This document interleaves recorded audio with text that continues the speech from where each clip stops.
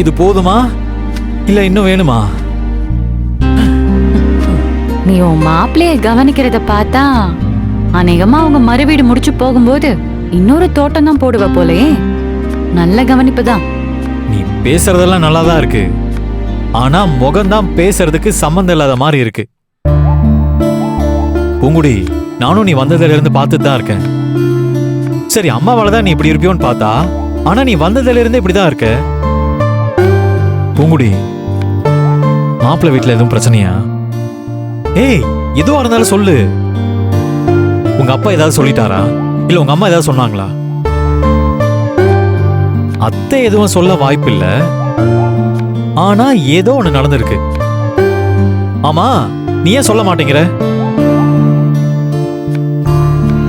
அம்மா தான் சொன்னாங்க. அத்தையா? அவங்க எதுவும் சொல்லிருக்க மாட்டாங்களே. அவங்க என்ன சொன்னாங்க? நீ பதட்டப்படுற அளவுக்கு எதுவும் இல்ல, தப்பா எதுவும் சொல்லல. நமக்கு குழந்தை இல்லையேன்னு சொல்லி வருத்தப்பட்டாங்க. அத்தை சரியா தானே சொல்லிருக்காங்க.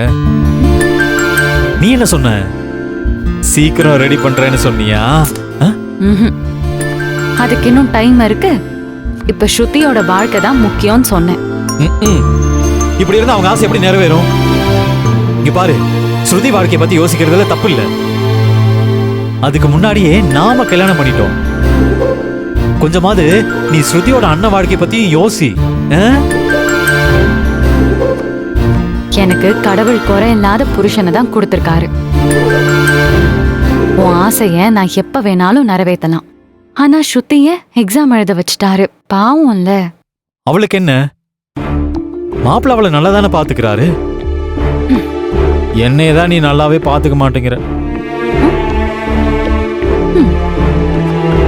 உன்னை பண்ணலாமா? தங்கச்சிக்கு நம்ம வீட்டுல ஏற்பாடு பண்ணும்போது நம்ம ரூம்ல ஏற்பாடு பண்ணலாமா?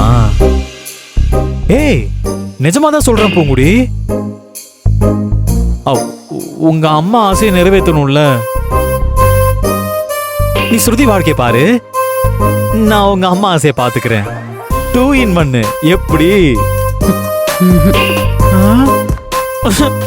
இப்படி பண்ண எப்படி பூங்குடி? இப்ப அதுக்கு என்கிட்ட பதில் இல்ல சரவணா. சரி, நீ முடிவு பண்ணிட்டு தான் பேசவே செய்வ. எனக்கு பதில் வேணும், ஆனா வேற ஒண்ணும் வேணும்.